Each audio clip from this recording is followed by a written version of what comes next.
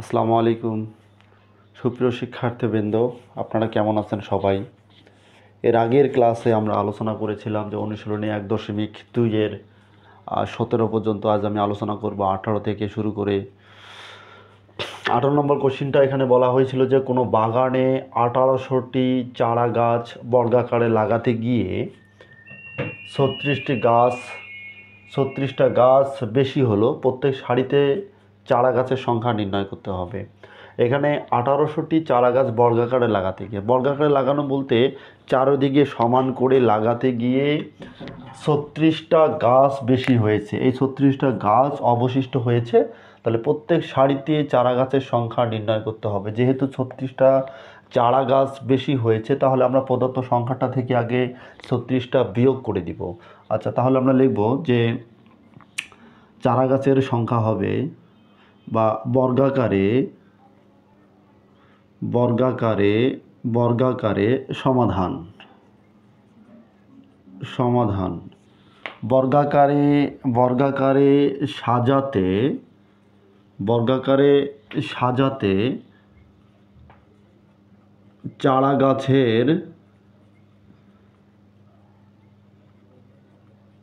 চারা গাছের সংখ্যা হবে 1800 বিয়োগ 36টি।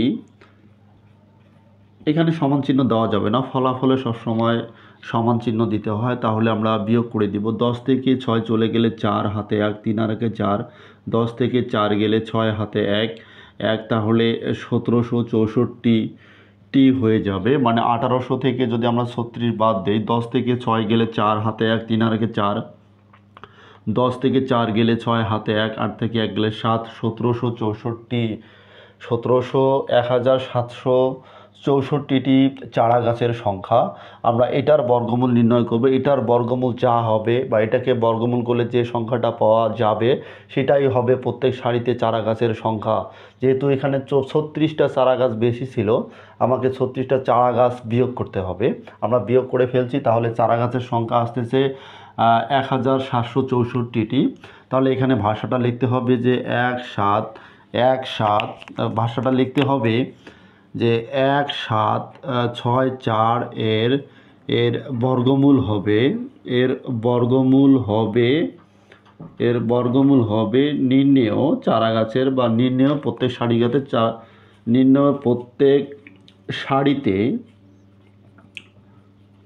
সারিতে চারা গাছের সংখ্যা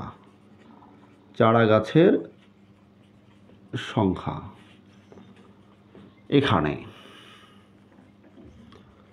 তাহলে 1764 আমরা এটার বর্গমূল নির্ণয় করব। জোড়ায় জোড়ায় বাদ দিতে হবে, এই জোড়াটা বাদ যাবে, কাজ করতে হবে 17। আমি যদি 4 নেই তাহলে 4 4 16, 4 নেওয়া যায়, 4 4 16 যদি বিয়োগ করে দেই তাহলে পরবর্তী জোড়াটা নামাবো 6 4।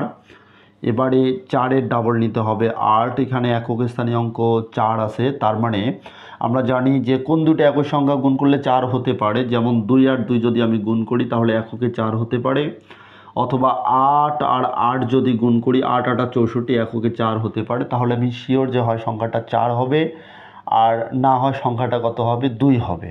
সংখ্যাটা হয় 8 হবে, না হয় 2 হবে। আগে আমরা 2 দিয়ে দেখব। তাহলে এটা সংখ্যাটা হয়ে গেল 82। 82কে 2 দ্বারা গুণ করলে 2 দুগুণী 4 আর 8 দুগুণী 16, তাহলে মিলে গেল। আমরা 1764 এর বর্গমূল করলাম, বর্গমূল সংখ্যাটা আসতেছে 42। তার মানে প্রত্যেক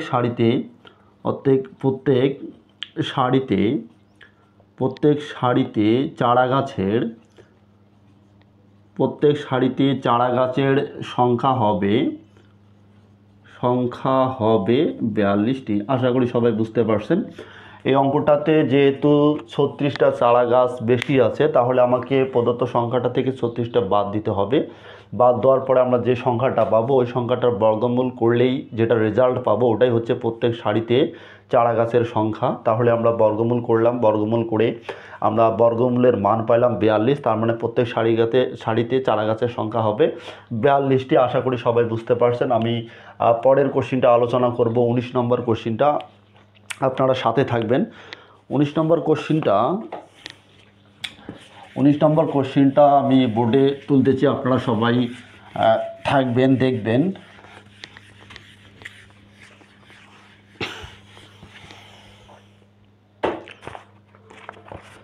আচ্ছা, তারপরে 19 নম্বর কোশ্চেনটা এখানে বলা হয়েছিল, 19 নম্বর কোশ্চেনটা বলা হয়েছিল যে কোন কোন কোন ক্ষুদ্রতম পূর্ণবর্গ সংখ্যা 9, 15 ও 25 দ্বারা বিভাজ্য। মানে আমাকে প্রশ্নে বলা হয়েছিল যে কোন ক্ষুদ্রতম পূর্ণবর্গ সংখ্যা, আমাকে এমন একটা ক্ষুদ্রতম পূর্ণবর্গ সংখ্যা তৈরি করতে হবে যেটা 9, 15 এবং 25 দ্বারা নিঃশেষে বিভাজ্য হবে। আচ্ছা, এই সংখ্যাগুলোর পরে যেহেতু দ্বারা দিয়ে কথা আছে, তাহলে আমরা প্রদত্ত সংখ্যাগুলার লসাগু নির্ণয় করব। প্রদত্ত সংখ্যাগুলার লসাগুটা আমরা আগে নির্ণয় করে নিব। লিখব যে 9, 15 ও 25-এর